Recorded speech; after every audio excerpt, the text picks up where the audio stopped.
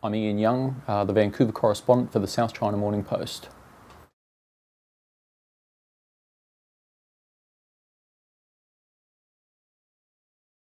Well, I don't think there's too many cities in the world that are as focused on real estate, and I don't think there's too many cities in the world that have such an unusual real estate market as Vancouver. And my background is from Hong Kong, and I've seen a lot of similar situations there. But it's really only in Hong Kong. When people in Vancouver sometimes look at other cities in Canada and try to find something that's analogous. But I think that's wrong. I don't think that there are too many analogous situations here in Canada. And I don't think there are too many analogous situations in the Western world, not in the past 10 years at least. I think to look for an analogy, you've really got to look at Hong Kong, which has experienced the same sort of growth in unaffordability. For a start, there's 300,000 Canadians in Hong Kong.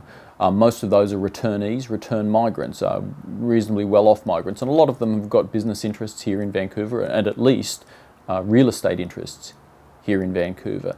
And conversely, there are very, very many Hong Kong people who live here in Vancouver as well. So there's this big crossover. Vancouver occupies a fairly special place in the Hong Kong imagination. And I think that Vancouverites sometimes underestimate that.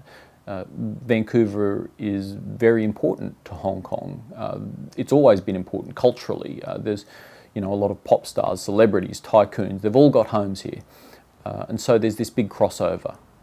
Well, I don't have any pressure from my editors for a start. I think that my editors allow me to write what I think is important, what I think is newsworthy, and most importantly, obviously, it has to be factual. Reporters in Vancouver might want to cover it the same way, but I think there is this confluence of interests among media organisations, among real estate organisations, among business organisations that has an interest in keeping things going as they are, that has an interest in the status quo. And that's always the case. It's not necessarily just Vancouver that this applies to. But I think there is a pressure on local reporters to report it in a certain way. And it may not be a conspiracy or anything like that, but it certainly inhibits free reporting. And I've got a lot of praise from local reporters that I know personally who have said, go get them. So I don't think it's necessarily the fault of the reporters on the ground. I think that there is a reluctance to tackle the issue head on, though, I think from editors and from media organisations in general. I think the media's got a responsibility to honest reporting. I think that part of the problem is that real estate in Vancouver has, to a large extent, been treated as a lifestyle story. It's been treated as a consumer story. Rarely is it treated flat out as a social justice story, and I think it is a huge social justice story. It's a story about the global forces that are impacting on this relatively small city. And I think that the lack of perspective sometimes is inhibiting reporting on that subject.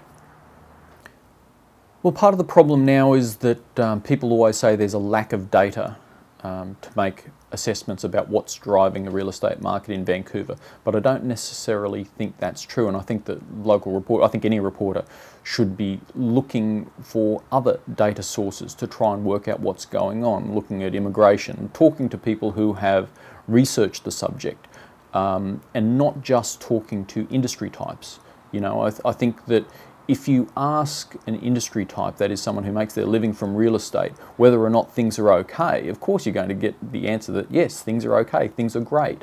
But you're in this situation with the fox being in charge of the henhouse.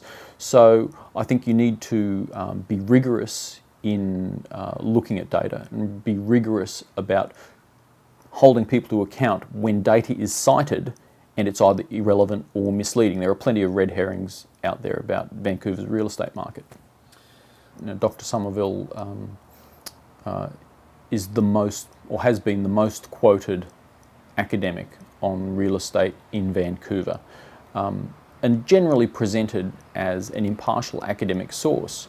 But in reality, Dr. Somerville isn't so much a research academic. He's certainly a professional academic, someone whose job is to churn out more real estate developers.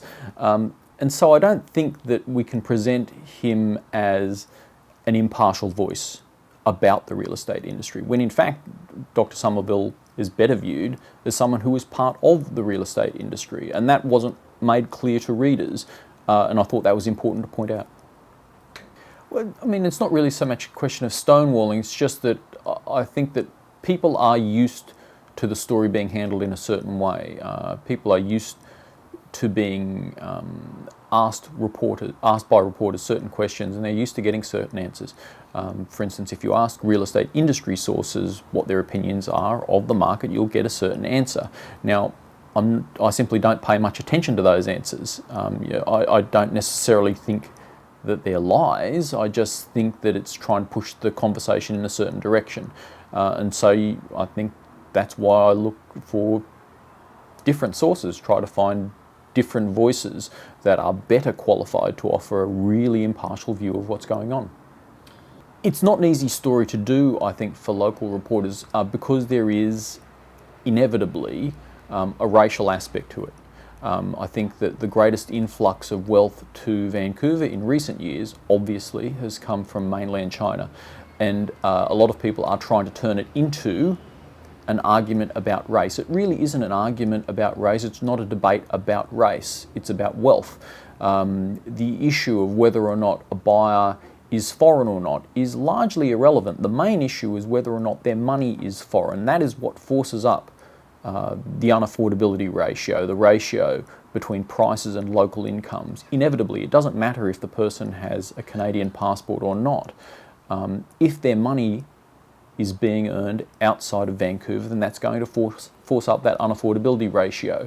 The fact that I'm ethnically Chinese does make a difference. I've got no doubt that I approach the story in a way that is a little less concerned about being construed as racist, because I think I can just shrug that off. To an extent, that's probably the reason why a lot of the voices on the advocacy side of things, I'm not an advocate, but a lot of the voices on the advocacy side of things are also ethnically Chinese, because frankly they don't care whether Bob Rennie or a real estate developer suggests that they're racist and anti-Chinese. If they happen to be Chinese, they just think that's ridiculous. I think there's a big social divide. The social divide is really becoming very, very apparent between the people who own real estate, and specifically who own detached real estate, and those who do not. It isn't about, though, just detached real estate. The issue is people who are struggling to get a foot on the real estate ladder, who aspire to own their own home, are facing this 10-to-1 affordability ratio, this gap between prices and incomes. And that includes all prices. We're not just talking about detached houses. This 10-to-1 unaffordability ratio, that is the second worst in the world, applies to all sales, condos, townhouses, houses. So it's not an argument about detached houses, it's about affordability in general. And so we've got this split. People who are comfortably on the real estate ladder have a long-term interest in the situation remaining as it is or increasing. People who are not, obviously, have an interest in seeing this change, who have an interest in seeing what they would call a correction. I just don't think it's healthy to have so many people divided in such a way. It's a more extreme divide than I've seen in any other city, except probably Hong Kong. Hong Kong's had it tough. Hong Kong has always had a roller coaster relationship with real estate. Goes up, goes down, and for many years a lot of Hong Kongers were trapped in negative equity. When the market fell, for instance, in association with the SARS crisis in the early 2000s, that hit a lot of people very, very hard. It was, it was a pulverising impact. But at the same time, it allowed a great many people to get their foot on the property ladder. And since then, we've seen this massive price increase in Vancouver that is matched only by the massive price increase in Hong Kong. So,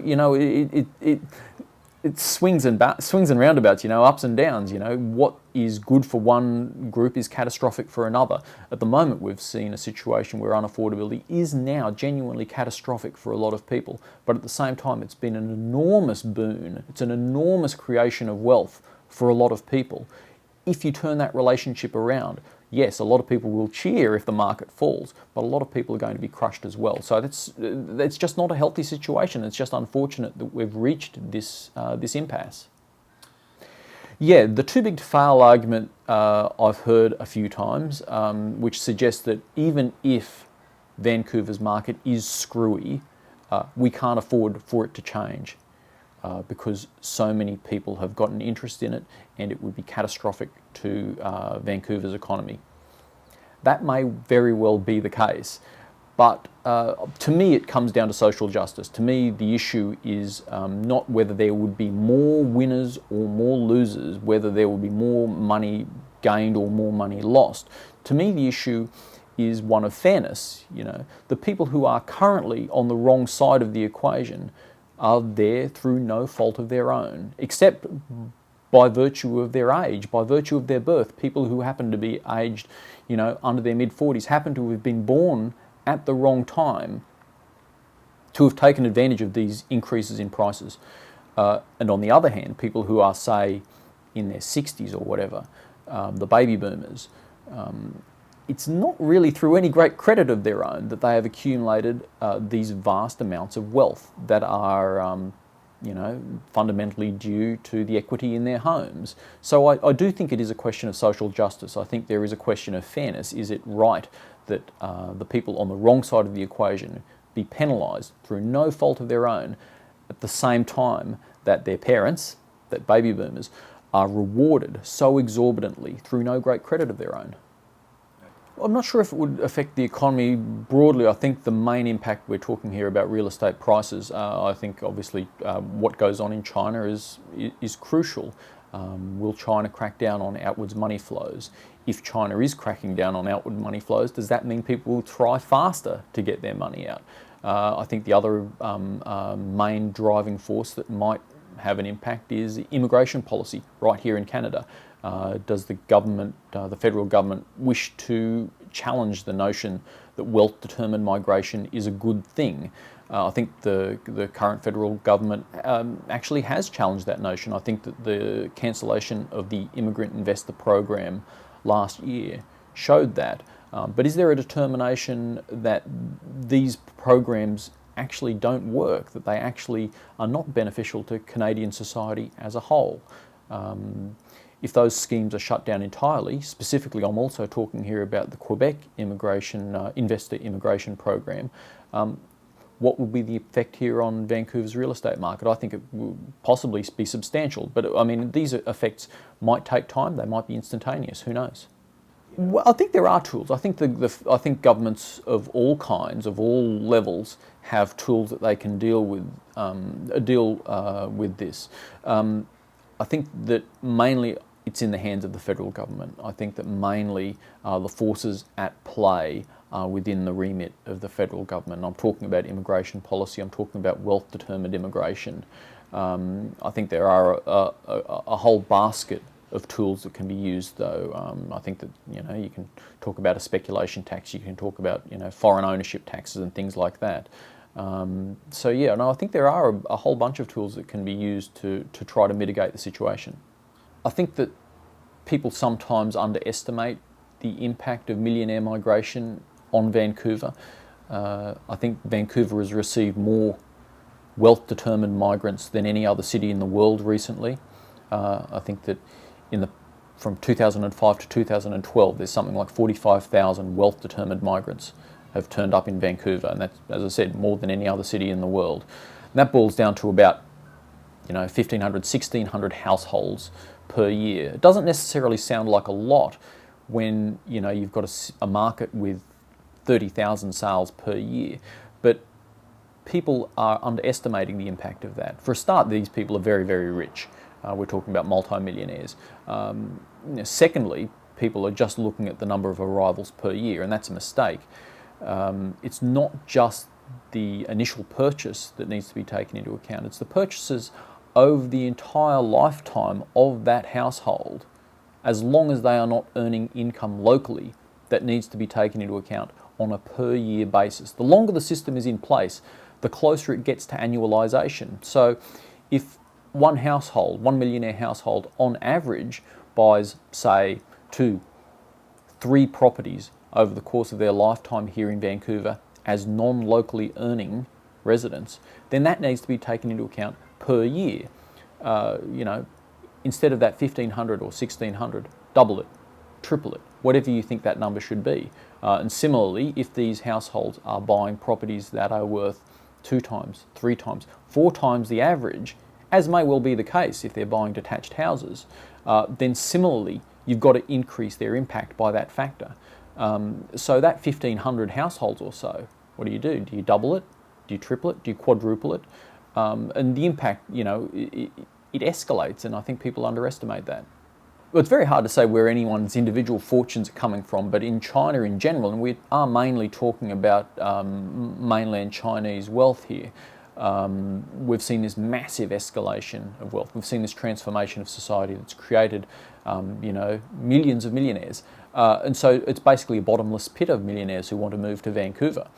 Where's the wealth coming from? Well, we've seen we've seen this huge growth in incomes in China. I think that's created a huge number of very, very wealthy people. As to where it's coming from, sometimes it's not quite as transparent as you might like, but it's very, very hard to make assumptions in general about that. It may well be that the current corruption crackdown is just a genuine attempt to crack down on corruption. It may be an attempt to, to secure people that they've had their eye on for a long time. It might be a way to, further their political goals. But regardless, there might be an impact on Vancouver's real estate market. I don't know. I don't think it's easy to make assumptions about exactly how many people there are that might be swept up in this, who are part of the Vancouver real estate scene. Clearly, there are some, but I'm not sure if it's really enough to swing a market in one way or the other. I think there is a split in Vancouver. There is certainly there's a segment of Vancouver that now is very interested in this story. They're aware that this is something that is real, that this dichotomy between the haves and the have-nots in real estate terms is real, and it's something that's really, I think, damaging Vancouver's society. It is creating great hardship on a great many people, but at the same time it is creating great wealth. And so we can't underestimate that. We can't underestimate the impact of this dichotomy. Yes, there is an awareness, and I think that people are waking up to it. I think that people aren't being trapped into this view now that this is the way it is, this is the way it has been, and this is the way it always will be. It hasn't been like this in the past. It doesn't have to be like this in the future.